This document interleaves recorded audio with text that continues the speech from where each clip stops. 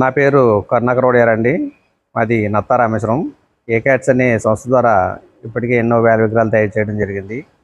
మన రామోజీ గ్రూప్స్ అధినేత రామోజీరావు గారు అకాల మరణంతో వారి విగ్రహాలు మాకు ఆర్డర్ వచ్చినాయి. ఖమ్మం, వరంగల్ ఆ ఏరియాల నుంచి మన పాత్రికేయ మిత్రులు, మా తెలిసిన వారు ఫోన్ చేశారు. ఇవి ఆల్రెడీ బస్ సైజ్ ఒకటి తయారు చేయడం జరిగింది.